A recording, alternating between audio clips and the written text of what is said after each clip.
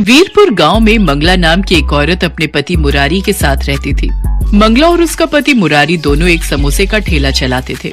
मंगला बहुत ही बढ़िया और स्वादिष्ट समोसे बनाती थी। गांव के सभी लोग मंगला के ठेले से ही समोसा लेकर खाते थे।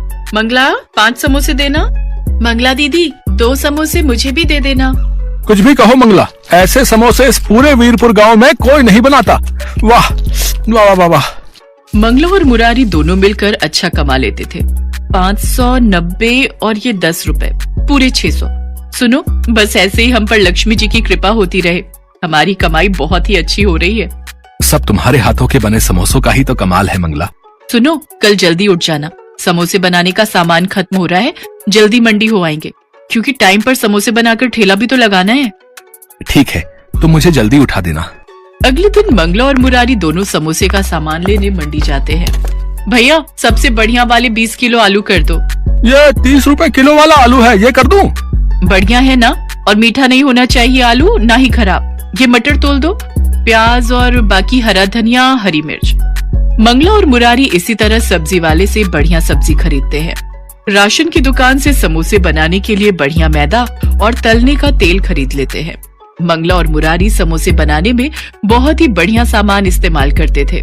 शायद यही वजह थी कि उनके समोसे बहुत ही ताजे और स्वादिष्ट लगते थे। मंगला की जिंदगी में सब कुछ अच्छा चल रहा था। ऐसे ही एक दिन, सुनो जी, सामान लेने मंडी नहीं चल रही क्या?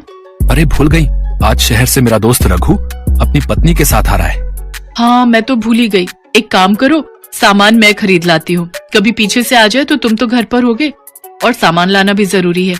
कल ठेला कैसे लगेगा फिर? मुरारी घर पर ही रुक जाता है और मंगला सामान खरीदने चली जाती है। मंगला जब सामान खरीद कर वापस घर लौटती है तो रघु और उसकी पत्नी आए हुए थे। मंगला उन्हें खाना पीना करवा कर समोसे बनाने का सामान खोल कर रखने लगी। अरे आप लोग इतना महंगा सामान खरीद कर समोसे बनाते हो, इससे आपको क्या बचत होती होगी? 5 रुपए के समोसे में 10 रुपए की तो लागत ही लगा देते हो। ऐसे थोड़ी होता है। अरे कमाई करना सीखो। मैं शहर में रहकर बहुत कुछ सीख गया हूँ। मैं तेरी बात नहीं समझा रघु। भैया, मैं आपको समझाती हूँ। हम पति पत्नी शहर में अपना घर बना कर बैठे हैं और आज ये हमने मिलावट करके ही कमाया है। बस ग्राहकों की जीभ पर स्वाद लगना चाहिए। अरे तू समझा नहीं, तू इतना महंगा मैदा, इतने महंगे आलू और सब्जियां, तेल सब कुछ खरीदता है भाई। पर मैं भी ऐसे ही समोसे और पकौड़े का ठेला लगाता था, पर कोई कमाई नहीं होती थी। फिर मैंने शहर जाकर देखा कि सस्ता सामान लगाकर भी उतनी ही कमाई होती है जितना कि महंगा लगाकर। हाँ, सबसे घटिया मैदा और सूजी खरीदो और शाम के समय मंडी जाओ जहाँ सब्जियां छट जाती हैं, वो सस्ते में खरीद लेता हूँ। अब कोई खराब थोड़ी होता है सामान, बस थोड़ा पुराना ही तो होता है। ग्राहक कौन सा देख कर आया है? कितनी दुकानों पर सामान खरीद कर खाते हैं, अपने ऊपर कोई बात थोड़ी आती है। मंगला रघु और उसकी पत्नी की सारी बातें सुन रही थी। पर ये तो गलत है ना रघु, हम ग्राहकों को बढ़िया खाना खिलाने की जगह घटिया चीज खिलाएंगे तो उनकी सेहत पर भी तो असर होगा। अरे कुछ नहीं पता चलता जी, कहीं लिखा थोड़ी है कि तेरे ठेले के समोसे खाकर ही ग्राहक बीमार हुआ है?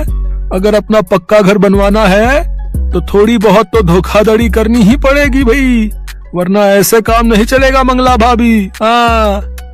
ये ठीक कह रहे हैं मंगला भाभी, आगे बाल बच्चे होंगे तो खर्चा भी तो चाहिए।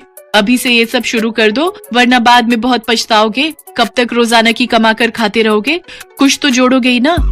रघु और उसकी पत्नी की बात मंगला के दिमाग में घर कर गई। मंगला को कम लागत में ज्यादा पैसे कमाने का लालच आ गया। कुछ दिन बाद मंगला और मुरारी जब समोसे बनाने का सामान लेने मंडी गए। क्या हुआ मंगला दीदी, आज सब्जियां नहीं खरीदनी? अभी नहीं भैया, थोड़ी देर में आती हूँ। सुनो, यहाँ आगे वाली गली में जो दुकान है वो सस्ती सब्जी देता है, उसके पास चलते हैं। मंगला, ये कैसी बातें कर रही हो? तुम रघु और उसकी पत्नी की बात मानकर सचमुच घटिया सामान खरीदने वाली हो? हाँ, तो इसमें बुराई क्या है? कब तक ऐसे टूटे फूटे पुराने घर में रहते रहेंगे? हमें भी तो शौक है नए और पक्के घर में रहने का, ढेरों पैसे कमाने का। अच्छा हुआ रघु भैया की बात मुझे समझ में आ गई, वरना मैं तो रोजाना ही लुटने वाला काम कर रही थी।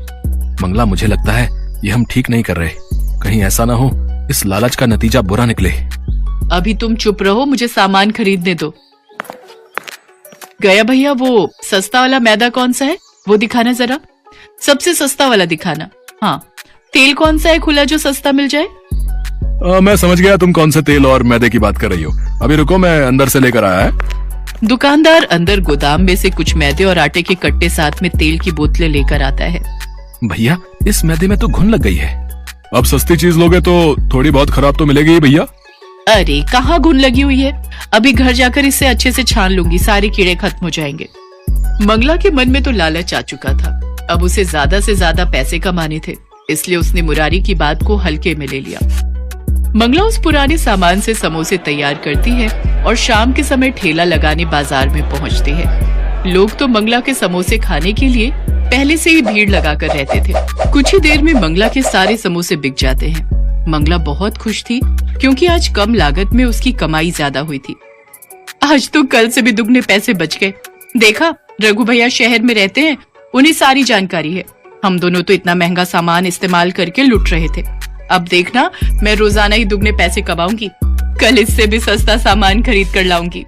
मंगला सस्ता और घटिया सामान खरीदकर समोसे बनाने लगी।